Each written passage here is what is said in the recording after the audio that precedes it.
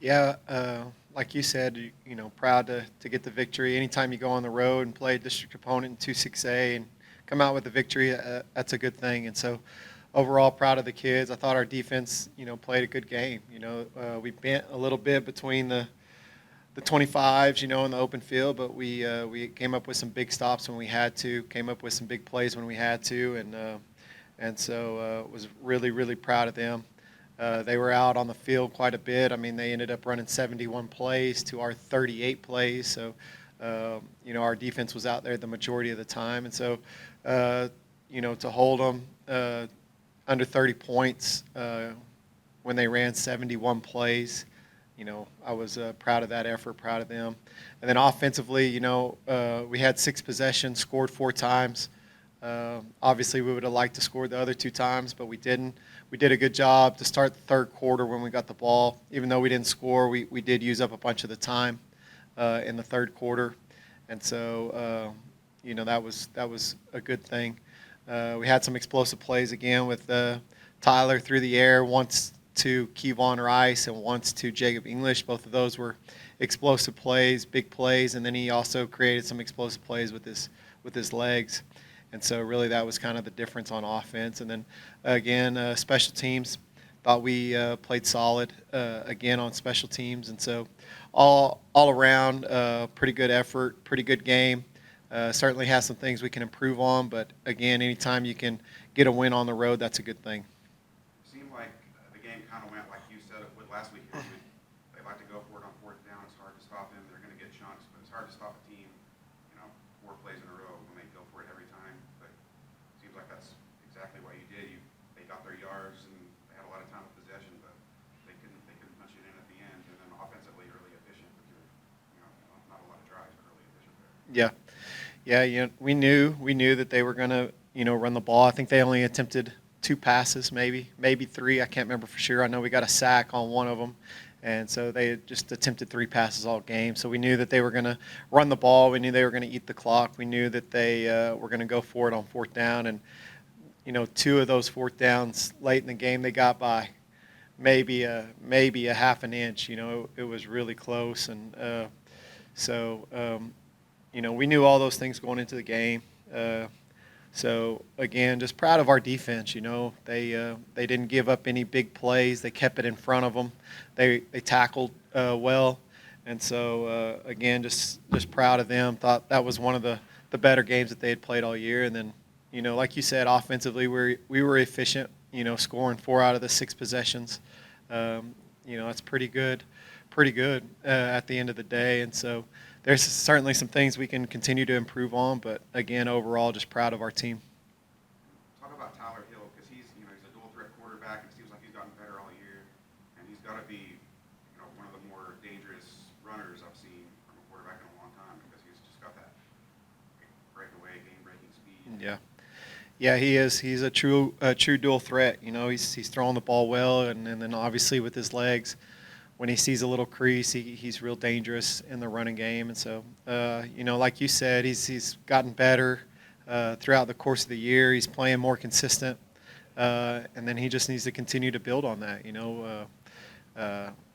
Kind of 3 weeks in a row that he's played well, and so for us to have the success that we want to have, he's going to have to continue that. And so, but overall, just proud of Tyler. But it's the offensive line as well, and it's the backs as well, and it's the receivers too. And so it's a total collaborative team effort. And so all those guys are doing a good job for our offense. And then the other thing is that we've got to continue. We got to continue to get better. We can't be satisfied. We can't be satisfied with where we're at. We've got to continue to improve. On the other side, Darius Floyd, I believe I saw that he had 17 tackles, which makes sense when there's 70 plays, and that's your middle linebacker. That's what he should do. So, I mean, he seems like he's also getting better every week. Yeah, he is. I mean, obviously this is his first year to play linebacker, and he's gotten better and better each week.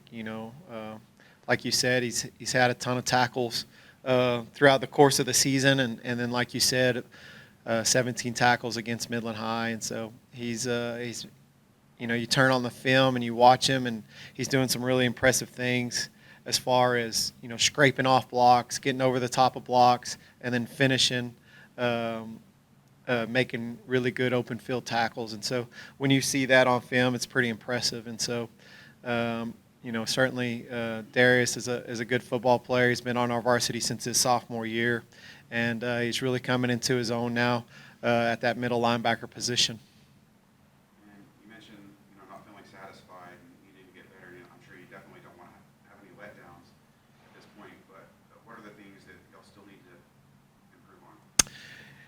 Well, just kind of everything, really, to be honest. I mean, you can't ever be satisfied. Just, we got to continue to improve and continue to get better. And we preach to our kids, constant improvement, steady improvement. And so that's what we're after. But, I mean, really all phases, offensively, we can finish blocks better. We can get to the second level better. We can run better routes and do some of those types of things better offensively. Defensively, continue to be disciplined with our eyes and play with our eyes and be disciplined in that aspect of the game. And then, just always continue to get better tackling and tackling in space. It's never easy to do, but, you're constantly working on it as a team. And so, we just hope to see our guys continue to improve in those areas. And this week you have Odessa. Last year, was not what you wanted. 41-14 lost to them. Is that being used as motivation this week? Yeah, Odessa. Coach Ortiz coming in there has done a fantastic job. And last year we kind of took it on the chin. I mean, they really played well and dominated the football game. There was no doubt about it. So obviously this year at our place, at a home game for us, we've got to be ready to play. And so we talked to our kids about that this morning. Is that this is the next step. This is the next part of our season. It's the next opportunity, and that's why it's important. And we talked to them a lot about, hey, this is a new week. We got new goals, and let's go meet those goals. But, Odessa is a good football team. They're playing well this year again, and so they're coming off an emotional game with Permian, which is their in-city rivalry game, and Permian, got the best of them. But you can tell by watching the film and watching them throughout the course of the year that they're a really good football team. They got the receiver number 1 who's going to be a Division I player. I mean, 6'6" and over 200 pounds, and he's really big and a big target. And so he's tough to handle.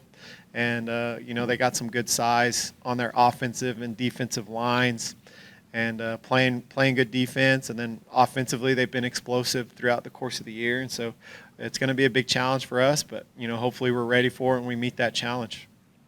And you mentioned number 1, the receiver, really good, tall, just a hard to handle player like that. They're coming in at 3-3, and looks like in the 3 wins, he had huge games. He's got, more than double the receptions of the second most receptions of your receiver. But in the 3 losses, he's kind of been, like, at least statistically, he's been bottled up. So have you seen anything on film, how teams have corralled him a little bit? Yeah, teams have kind of got to have a certain plan for him just because he demands that much attention. And so, the teams that have kind of held him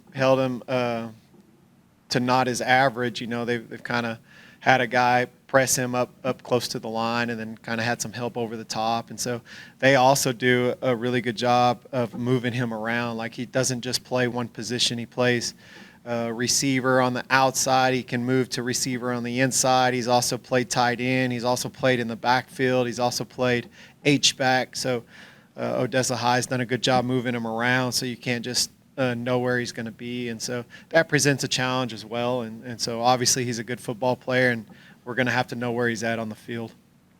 And around here, when you think of tall receivers, people think probably of Adam West, who's kind of a similar frame. How do you compare those 2 players? He's also a guy that I don't know if you put him in the backfield much, but you wouldn't move him around. So. Yeah. He's similar height to Adam. Very similar to me. He's a little bit thicker than what Adam was in high school. His legs, number one, Ivan, his legs are big and thick, and he's just a big kid. You know, he plays football, but he also plays basketball and runs the hurdles and track. And so I saw him a lot last year, but he's just a good-looking athlete. He's just big, you know. And so anytime you're that tall and you're that thick, I mean, you know, it's hard to handle somebody like that. So, again, we got our work cut out for us, but I think our kids are excited about the challenge and the opportunity.